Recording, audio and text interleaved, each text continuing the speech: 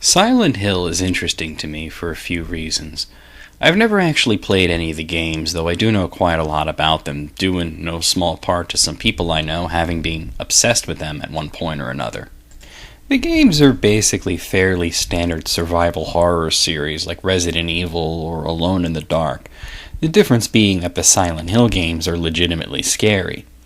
When the movie came out, I thought it looked interesting enough, and I heard good things about it from fans of the game series, but one guy I know went to see it and said it sucked shit.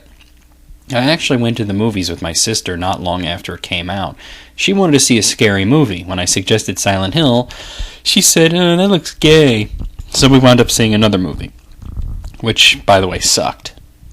Anyway, the point is, the movie had evaded me for a while, and when I sat down to watch it for this review, I wasn't sure what to expect. I certainly didn't expect it to basically be one of the better horror films that I've seen in quite a long time.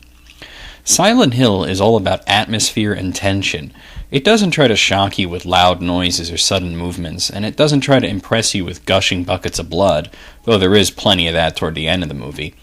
Instead, it relies on set design, musical and sound cues, and odd movements to make you feel uneasy or freaked out, rather than just trying to startle you. The movie has to do with the woman Rose and her daughter Sharon. Sharon has been having fucked up dreams about a place called Silent Hill and has been sleepwalking. After nearly sleepwalking her ass off a cliff, Rose grabs her daughter and attempts to take her to Silent Hill, hoping that whatever memories she has will come out. Her husband disagrees with this, thinking their daughter only needs psychiatric care, and when he finds out that his wife ran off, he cuts off her credit card and presumably reports his car is stolen.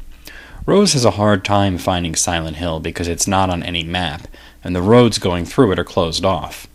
We later learn that this is because Silent Hill was once a mining town, and an underground coal fire decimated most of the populace. It's still closed off because the underground fire is still going, and the fumes are dangerous. At a gas station, Rose runs into a cop named Sybil who is suspicious of a nervous-looking woman and her distraught daughter driving around near Silent Hill, as she had had a bad experience in the past with a father who took his kid there and dumped him down a mine shaft. She follows Rose and tries to pull her over, but Rose guns it, causing them both to crash just outside of Silent Hill. Rose gets knocked out, and when she wakes up her daughter is missing, so she goes into the town looking for her, believing that from her daughter's disturbed drawings she may be found at the school. Sybil eventually catches up with her and tries to arrest her, but after an eerie air raid siren and attack by monsters, they've been transported into an alternate dimension where they can't leave Silent Hill. They get separated and then later come back together and work together for a while looking for Sharon. Meanwhile, Rose's husband is out looking for his wife and kid and runs into some cops outside of Silent Hill who are looking for Sybil. Throughout their wanderings around the city, Rose and Sybil run into various horrifying creatures, including the supremely creepy Pyramid Head, and discover that Sharon looks exactly like another young girl from several years ago, Alessa. Alessa was a psychic who a local cult believed to be a witch and burned her at the stake. Her mother rescued her off the stake, though she was badly burned, with burns covering her entire body. She managed to cling to life at a hospital, but her pain became rage, and she started to hate everything, and due to her psychic abilities and her intense pain and rage, she split into two beings, Dark Alessa and Light Alessa. Light Alessa wound up at an orphanage and was adopted by Rose, who knows her as her daughter Sharon. Dark Alessa haunts Silent Hill and controls the creatures and dimensional shifts in an attempt to exact her revenge on the cult, led by this nut-cased woman named Christabella. A presumably crazy haggard woman named Dahlia also turns out to be Alessa's birth mother, who is still searching for her daughter. The cult at first seems helpful in trying to reunite Rose with her daughter, but when they see a picture of Sharon, they see that she looks exactly like Alessa, and they turn against the two, and who they perceive as witches. The cult believed by burning Alessa they were stopping the apocalypse, and since Alessa lived, they were the survivors of an apocalypse that has wiped out the rest of the world. They believe that they can restore everything by destroying the sinners, and they turn on Rose and Sybil. They capture Sybil, and Rose gets away, and then she meets Dark Alessa, who tells her her origin, and convinces Rose to help her exact her revenge on the cult. Now, usually I synopsize a movie entirely, and this includes the resolution. And honestly, I don't get people getting all uppity about spoilers, because as far as I'm concerned, the ending is the least important part of a story, After all, that's where it stops. Who cares if you know what happens? It's not about what happens, but about why and how. But that being said, the twist ending to Silent Hill is pretty mind-blowing.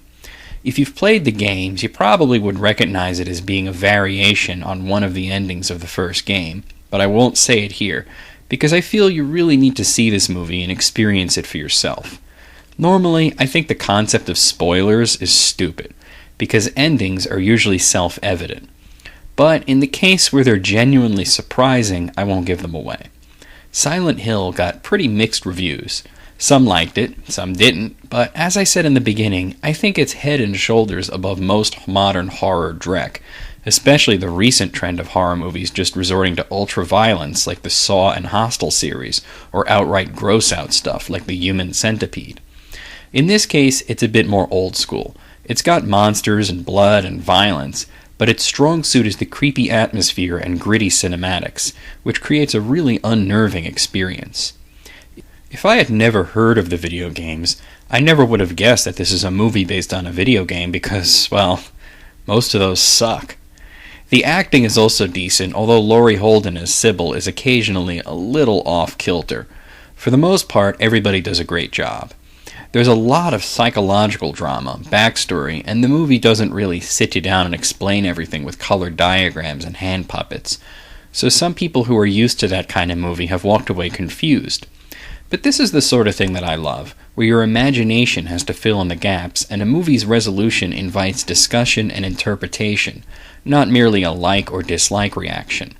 Silent Hill is easily the best video game movie that I've seen, and I'm going to go ahead and give it a 10 out of 10. It may seem a bit generous, and hell, it is a bit generous. But the fact is, I never expected a video game movie to be this good, and so many of them are so very bad. So I think of it as a 10 in comparison to video game movies as a whole.